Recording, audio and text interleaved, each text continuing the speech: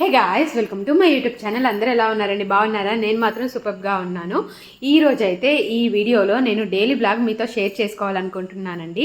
అదేవిధంగా మరో మంచి విషయం మీతో చెప్పాలనుకుంటున్నాను. అదేంటంటే డైలీ బ్లాగ్స్ రెగ్యులర్గా పెడదామని అనుకుంటున్నాను.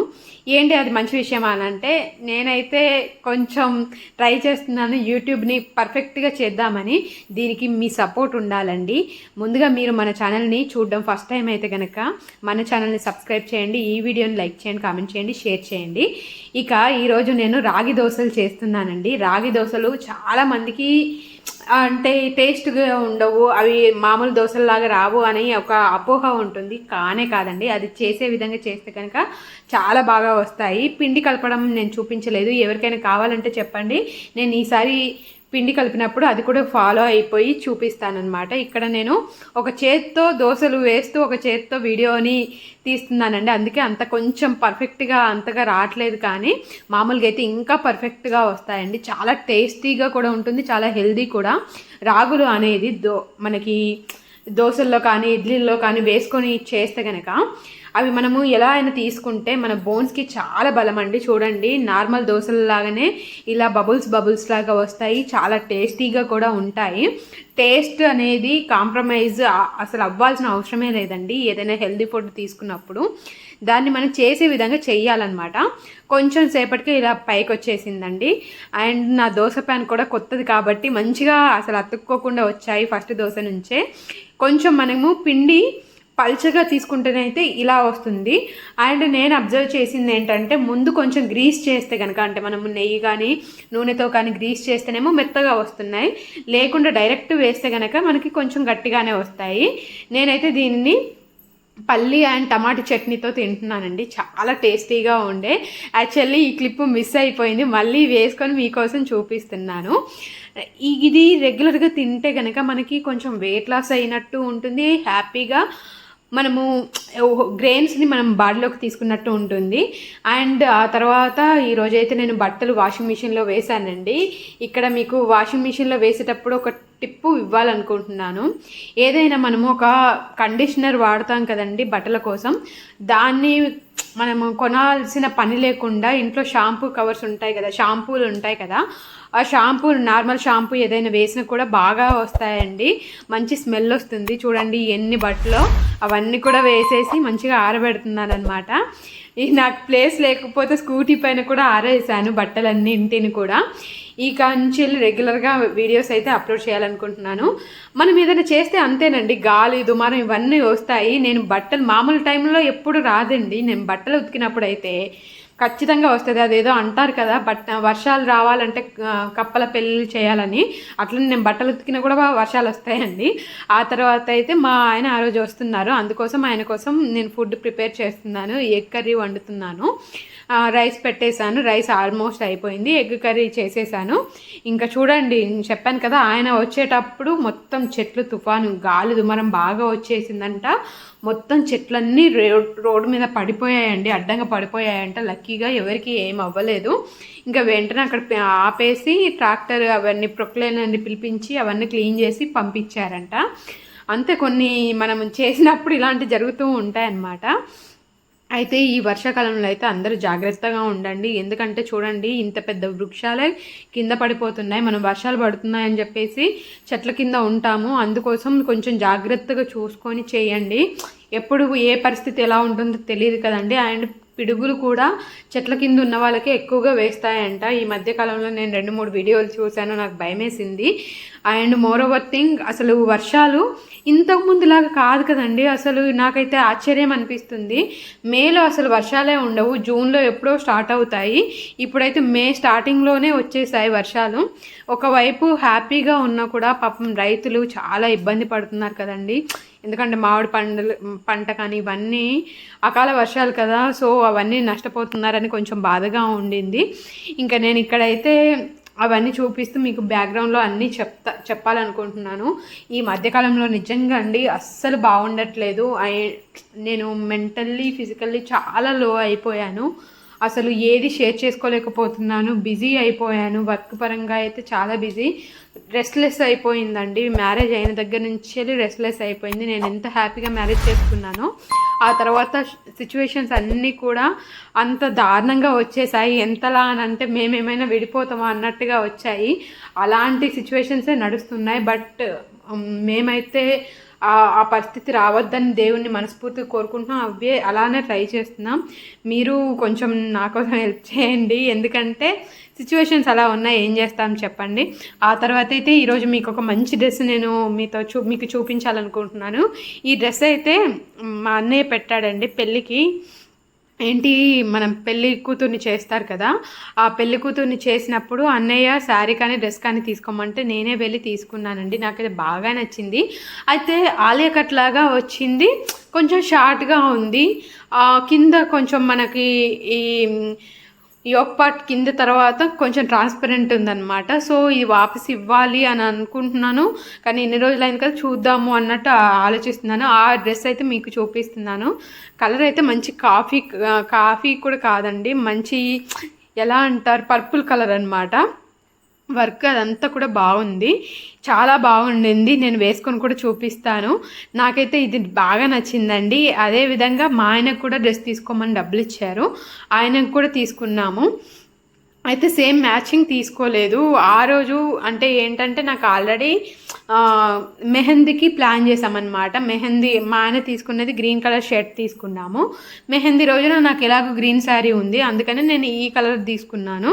డ్రెస్ అయితే చాలా బాగుందండి, అసలు నాకైతే బాగా నచ్చింది. అన్నయ్య పాపం నాకు పెట్టాడు, నాకు చాలా చాలా హ్యాపీ అనిపించింది. ఎందుకో తెలీదు, మనం కొన్న బట్టల కంటే మనకు ఎవరైనా పెట్టడం కానీ గిఫ్ట్ చేయడం కానీ మంచిగా చేస్తే అది ఒక రకమైన హ్యాపీనెస్ వస్తుంది. నాకైతే ఫస్ట్ నుంచి ఇంతేనండి. ఏంటో నాకు తెలీదు, నేను 2-3 వేలు పెట్టినా నాకు అంత ఆనందం అనిపించేది. కానీ అమ్మ కానీ అన్నయ్య కానీ వీళ్ళు ఎవరైనా సరే ఒక 200-300 పెట్టి కొన్నా కూడా నాకు చాలా బాగా అనిపిస్తుంది. సో చూడండి, కొంచెం నడుము దగ్గర ఇలా కొంచెం ట్రాన్స్పరెంట్ అనిపిస్తుంది. నేను కనిపించట్లేదు, బట్ మీకు తెలుస్తుందని అనుకుంటున్నాను. నాకైతే డ్రెస్ అయితే చాలా బాగా నచ్చిందండి. మీకు ఎలా అనిపించిందో అది కూడా కామెంట్ చేయండి. అలానే డైలీ వ్లాగ్స్ పెట్టాలనుకుంటున్న నిర్ణయం కూడా మీకు ఎలా అనిపించిందో చూడండి, చెప్పండి. ఎందుకంటే మనము ఆగస్టులోనే ఛానల్ స్టార్ట్ చేసామండి. ఈ డైలీ వ్లాగ్స్ పెడితే కనుక కొంచెం మనకి సంవత్సరం లోపే మానిటైజేషన్ అవ్వడానికి కొంచెం హెల్ప్ అవుతుంది.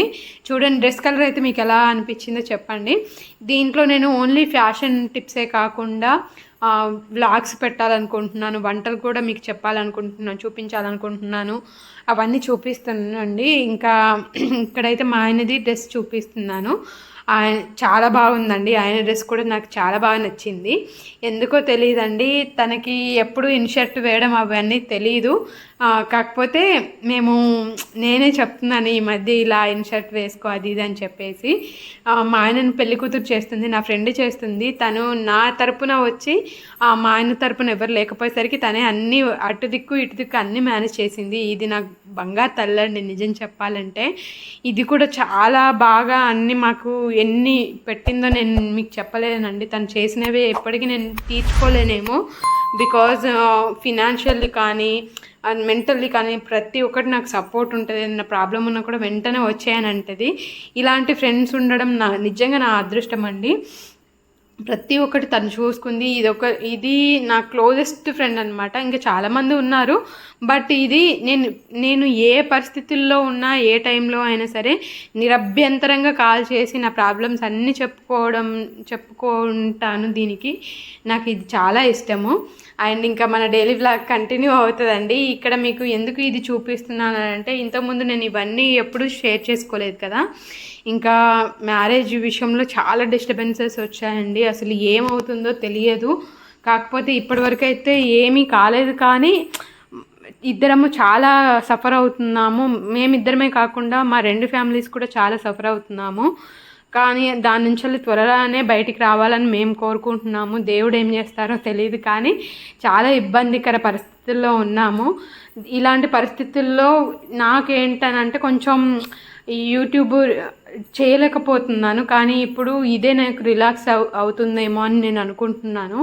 దీనివల్ల అయినా కొన్నిటిని నేను మర్చిపోగలను. నేను ఎక్కువ స్ట్రెస్ తీసుకుంటున్నాను, అన్నింటినీ నేను మర్చిపోవాలని అనుకుంటున్నాను. ఇప్పుడిప్పుడే కొంచెం సెట్ అయినట్టు అనిపిస్తుంది. బట్ పరిస్థితులు ముందు ముందు ఇంకెంతలా మారుతాయో, ఇంకెంత కాంప్లికేట్ చేస్తాయో తెలియదు. కానీ అవన్నింటినీ ఎవరు అంత పెద్ద సీరియస్గా తీసుకోవట్లేదు. కాకపోతే నేనే ఎక్కువ సీరియస్గా తీసుకుంటున్నాను. బికాస్ నా ఒక్కదాని వల్ల మంచి హ్యాపీ ఫ్యామిలీ అంతా డిస్టర్బ్ అవుతుందేమో అన్నట్టుగా నేనే పెద్దగా సీరియస్గా తీసుకుంటున్నాను. అది నాకే ఒక గిల్టీ లాగా అనిపించింది. బట్ ఏం చేయలేం కదండి, మ్యారేజ్ అయ్యింది కదా, ఇలా ఆలోచిస్తున్నాము. కాకపోతే కాంప్లికేషన్స్ అయితే చాలా ఉన్నాయి. దేవుడి దయ వల్ల అవన్నీ కొంచెం సార్ట్ అవుట్ అయితే మేము అందులో నుంచి బయటపడితే ఇంకా హ్యాపీగా నేను యూట్యూబ్ ఇవన్నీ మీతో పంచుకోవాలనుకుంటున్నాను. ప్రతి ఒక్కరి లైఫ్లో కూడా ఇలా అప్ అండ్ డౌన్స్ వస్తాయండి, కాదనను. కానీ మన వల్ల అంటే మనకు ప్రాబ్లమ్స్ వస్తే మనము బేర్ చేయొచ్చు. మన వల్ల ఇతరులు వేరే వాళ్ళు ఎఫెక్ట్ అయితే నేను వాటిని చూసుకుంటూ ఉండలేనండి. నాకు ప్రాబ్లం వచ్చినా నేను అలా సర్దుకోగలను. కానీ నా వల్ల ఇంకొకరికి ప్రాబ్లం అవుతుందంటే నేను అక్కడ ఉండి ప్రాబ్లం చేసేదానికంటే బయటికి రావడం బెటర్ అని అనుకునే రకాన్ని. అది ఎందుకో నాకు వాళ్ళు ఏమి ఇబ్బందికరంగా అనుకోవట్లేదు, కానీ నేనే అలా ఫీల్ అయిపోతున్నాను. సో ఇలా అవుతుందన్నమాట. అన్నిటిని మీకు చెప్పలేను, అవన్నీ ఇంకా ఏం చేస్తాం, అలా ఉండింది. ఆ తర్వాత మీకు ఇవన్నీ చూపించాను కదండి, అదంతా మా మ్యారేజ్ ఫుటేజ్ అనమాట. అది అప్పుడు షేర్ చేసుకోవాలి కాబట్టి ఇప్పుడు షేర్ చేసుకుంటున్నాం. ఇంకా మా హస్బెండ్ వచ్చిన తర్వాత మేమంతా బయటికి వెళ్ళామన్నమాట. ఇంకా డిన్నర్ అవన్నీ చేసేసి ఇప్పుడు డ్రెస్ చేసుకొని ఇవన్నీ మీకు చెప్పడానికే ఆ వీడియో నేను ఇంక్లూడ్ చేశాను. ఇంకా డిన్నర్ చేయడానికి బయటికి వెళ్ళాము. బయటికి వెళ్ళేసి అక్కడ డిన్నర్ చేసామండి. చాలా బాగుంది. పెసరట్టు తీసుకున్నాము, అలానే బజ్జీ తీసుకున్నాము. చాలా బాగా చేశారు. చాలా నాకు ఫుల్గా అనిపించింది. పెసరట్టు ఉప్మా తీసుకున్నాము, ఇది 40 రూపీస్ అలా తీసుకున్నారు. సో నేను చాలా రాద్ధాంతంగా ఓవర్గా రియాక్ట్ అయ్యానేమో, కానీ ప్రాబ్లం అయితే ఉండింది కాబట్టి అవన్నీ చెప్పాలనిపించిందండి. చాలా రోజులు అయింది కదా. మీకు ఈ వీడియో ఎలా అనిపించింది? బోరింగ్గా అనిపించిందా? ఇక ముందు నుంచి అలా అవన్నీ రిపీట్ కాకుండా చూసుకుంటాను. అదేవిధంగా వీడియోస్ వ్లాగ్స్ పెట్టమంటారు లేదా కామెంట్ చేయండి. నా బొంద నేను అడగడం తప్పితే మీరేం చేస్తారు చెప్పండి. చూడడమే ఎక్కువ, 100-200 మంది చూస్తారు, 100 మంది చూడడమే ఎక్కువ అయిపోతుంది.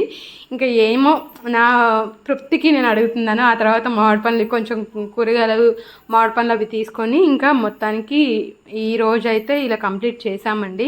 చాలా విషయాలు చెప్పాలని ఆ మధ్యలో మిడిల్లో ఆ వీడియో మెహందీ వీడియో పెట్టేసి మీకు అవన్నీ షేర్ చేసుకున్నాను. తప్పుగా మాత్రం అనుకోకండి. ఈ వీడియో కనుక నచ్చితే ఖచ్చితంగా లైక్ చేయండి, కామెంట్ చేయండి, షేర్ చేయండి. మంచి మంచి వీడియోల కోసం మన ఛానల్ సబ్స్క్రైబ్ చేయండి. ఈ వీడియో కొంచెం సాడ్గా ఉందని వచ్చేవన్నీ అలా ఉండవు. అన్నిటినీ రిపీట్ కాకుండా మీకు మంచి మంచి సజెషన్స్ ఇస్తాను, నేను తీసుకుంటాను. నాకు రిలాక్సేషన్ కోసమే ఈ ఛానల్ పెట్టాను కాబట్టి కొంచెం ప్లీజ్ సపోర్ట్ చేయండి. మన ఛానల్ని అయితే సబ్స్క్రైబ్ చేయండి. Thank you for watching. Love you all.